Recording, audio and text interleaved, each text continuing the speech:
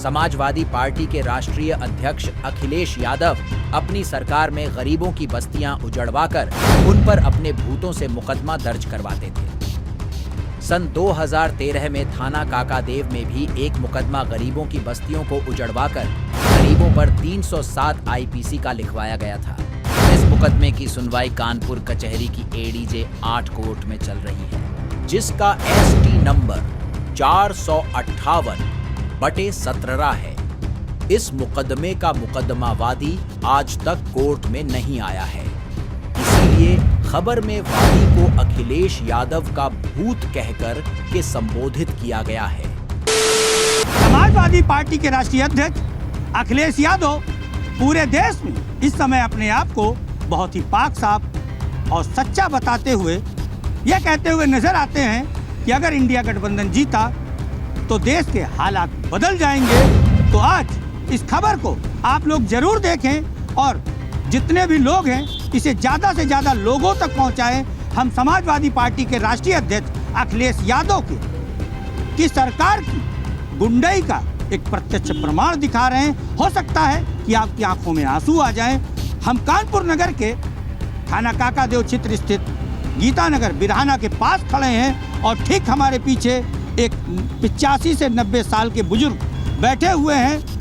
यह दलित जाति के हैं और आप देख सकते हैं इनके जीर्ण शीर्ण अवस्था को देख सकते हैं कि यह क्या किसी से लड़ाई झगड़ा कर सकते हैं। लेकिन इनका कसूर सिर्फ ये था कि उत्तर प्रदेश के कानपुर नगर में यह एक दलित परिवार से थे और इनके साथ कई ऐसे परिवार थे जो दलित थे, गरीब थे, बैकवर्ड थे, पिछड़े थे। उनकी एक बस्ती थी बिरहाना गीता नगर, जिसे पूर्व की तत्कालीन मुख्यमंत्री मायावती जी के द्वारा मालिकाना हक की सूची में शामिल कर लिया गया था। लेकिन दुर्भाग्य रहा इन लोगों का कि दोबारा बहन मायावती की सरकार नहीं आई, जिस कारण सरकार आई समाजवादी पार्टी के राष्ट्रीय अध्यक्ष अखिलेश यादव की। और अखिलेश यादव ने जिस बस्ती में ये रहते थे वहाँ सैकड़ों गरीब परिवार रहते थे जिन्हें मालिकाना हक मिलना था। अखिलेश यादव ने अपने खास आईपीएस यशस्वी यादव को भेजा एक माफिया को जगह दिलाने के लिए। इनकी पूरी की पूरी बस्ती पर बुलडोजर चला दिया।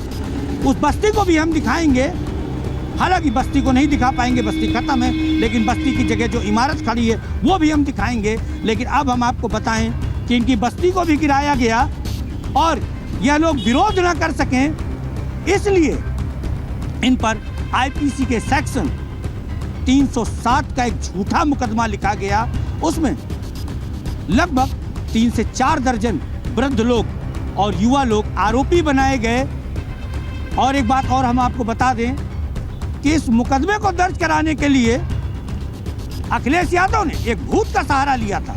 जी हाँ, आप चौंक रहे होंगे कि हम भूत की बात क्यों कर रहे हैं। आप सोच रहे हैं कि हम भूत की बात क्यों कर रहे हैं। कारण यह है कि अखिलेश यादव अपनी सरकार में गरीबों की जमीन पर पहले कब्जा करवाते थे और वहां के गरीबों पर भूतों से मुकदमा लगवाते थे। और जिसका सिला ये रहा कि उनकी सरकार से मुकदमा दर्ज हुआ था 307 का। इनके कई साथी मुकदमे की दहशत में मर गए। उन्होंने किसी को एक ईंट भी नहीं मारी थी। उसके बाद भी आज ये वृद्ध कानपुर नगर की एडीजे 8 कोर्ट में चक्कर लगाते हैं, वहाँ वादी नहीं आता। कारण ये है कि मुकदमा वादी ने नहीं, एक भूत ने लिखाया था। वो भूत समाजवादी पार्टी के राष्ट्रीय अध्यक्ष अखिलेश यादव पैदा करते थे माफियाओं को बचाने के लिए। तो चलिए पहले हम इन्हीं की जुबानी सुनते हैं। दादा थोड़ा बाहर आ जाइए, बाहर खड़ा करके इनसे बात करते हैं। हाँ दादा, क्या नाम है और कैसे आपको मालिकाना हक मिला, फिर मालिकाना हक से वंचित किए गए, कैसे आपकी बस्ती उजाड़ी गई, कैसे मुकदमे लगे? हम लोगों को लिस्ट चप्पा की गई थी। लिस्ट चप्पा करने के बाद में हम लोगों ने देखा, बड़ी खुशी बनाई। और जो एक लखनऊ का आया, एक कानपुर का आया, हम लोगों को आश्वासन दिया कि तुम लोगों को सोमवार को पट्टे मिल जाएंगे। इसके बाद में सोमवार जब आया तब वो शनिवार को बात कर गया, बीच में इतवार पड़ा। सोमवार को जब आया, आने के बाद कहने लगा यहाँ इसलिए चल रहा है। फिर इसके बाद समाजवादी पार्टी ने हमारे यहाँ बुलडोजर भेजा। भेजने के बाद में हम लोग बड़े दहशत में थे, हाथ पैर जोड़ा, लेकिन नहीं माना। न मानने के बाद में हम लोगों को पुलिस उठा ले गई तुरंत, मारा पीटा और मार पीट के कहने लगा चलो साले वहाँ समझौता कराएं। वहाँ समझौता न करने की वजह से हम लोगों को जेल भेजा गया। कितने लोग जेल भेजे गए थे दादा? 12 आदमी जेल भेजे गए थे। इसके बाद में हम लोगों को वहाँ 352 ये मुकदमे लगा के जेल में अंदर किया गया। न वादी है, गवाह सब हमारे नाम है।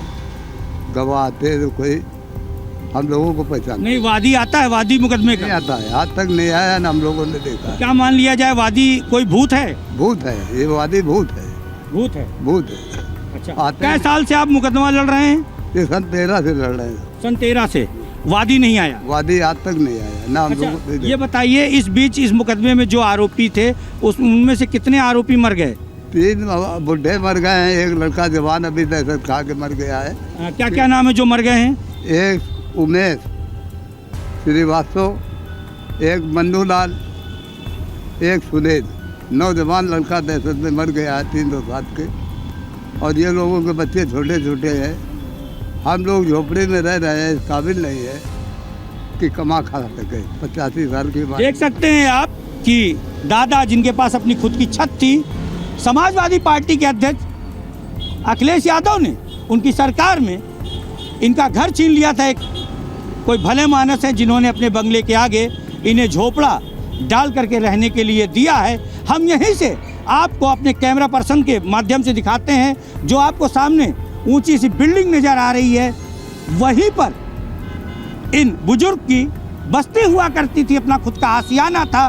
उस बस्ती को गिराकर ये बिल्डिंग तैयार की गई है। और ठीक सामने देखिए, बिल्डिंग तैयार करने के बाद इन्हें कहाँ फेंक दिया गया है? सड़क पर। हालांकि ये सड़क पर थे, एक भले मानस ने इन्हें अपने सामने झोपड़ा बनाने के लिए इजाज़त दे दी।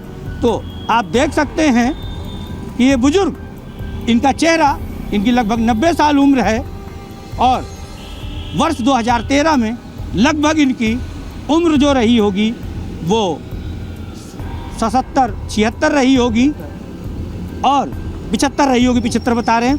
75 साल के बुजुर्ग पर उस समय 307 का मुकदमा लाद दिया गया। और हम आपको बता दें कि इस FIR में एक भी इंजरी नहीं थी। उसके बाद 13 साल से ये मुकदमा लड़ रहे हैं और ये देन है सिर्फ समाजवादी पार्टी के राष्ट्रीय अध्यक्ष अखिलेश यादव की। चलिए अब हम आपको वो पूरी बिल्डिंग दिखाते हैं जहां पर बस्ती हुआ करती थी। देख सकते हैं आप कि ये वही मलिन बस्ती बिरहाना गीता नगर की जगह पर ये ऊंची सी इमारत बनी है श्याम लीला के नाम से। इसी इमारत को बनवाने के लिए समाजवादी पार्टी के राष्ट्रीय अध्यक्ष अखिलेश यादव ने इन बुजुर्गों को जेल भिजवा दिया था। और इन बुजुर्गों का मुकदमा आज और कोई नहीं, भूत लड़ रहा है। भूत इसलिए लड़ रहा है क्योंकि मुकदमे में कोई वादी ही नहीं है और कोई कोर्ट आता नहीं, जिस कारण देख सकते हैं कि इनकी आंखें निहार रही हैं न्याय की ओर। इनका कहना है कि ये मरने से पहले अपने आप को बरी देखना चाहते हैं, क्योंकि उन्होंने कोई गुनाह ही नहीं किया था। गुनाह उनका इतना ये था कि इस इमारत की जगह, जो इमारत है सामने, इस इमारत की जगह इनका झोपड़ा था और उसे मायावती सरकार ने मालिकाना हक देने की सूची में शामिल कर दिया था। लेकिन अचानक से उनकी सरकार चली गई और सपा के राष्ट्रीय अध्यक्ष अखिलेश यादव की सरकार आई। और जैसा कि जग जाहिर है कि अखिलेश यादव किसी को बनाने का, जोड़ने का काम नहीं करते, तोड़ने का काम करते हैं। ऐसे असंख्य मामले हैं मेवालाल जी जैसे, जहां पर गरीबों को खूब उजाड़ा गया है। और आज फिर एक बार सपा के राष्ट्रीय अध्यक्ष अखिलेश यादव उस प्रधानमंत्री नरेंद्र मोदी पर आरोप लगाते हुए नजर आते हैं, जो लोगों को आशियाने दे रहा है, जो लोगों की छतों को नहीं छीन रहा है। फिलहाल इस खबर में इतना ही। तय आपको करना है कि अब आपको किसे चुनना है, किसकी सरकार बनानी है। कानपुर में अब क्राइम पर लगेगी लगाम, क्योंकि कानपुर में आ गए हैं मीडिया की शान, फाइटर जी कहिन। चैनल ऐसा जो बने जनता की आवाज और अपराधियों पर गिराए पुलिस की गाज। सड़क, बिजली, पानी जैसी जनता के हर मुद्दों से जुड़ी देश और प्रदेश की खबरों पर रहती है जन एक्सप्रेस फाइटर जी कहिन की नजर। इसलिए प्रशासन पर दिखता है खबरों का सीधा असर। तो आज ही सब्सक्राइब करें जन एक्सप्रेस डिजिटल फाइटर जी कहिन YouTube चैनल को और देखें शहर की हर छोटी बड़ी खबरों को सबसे पहले।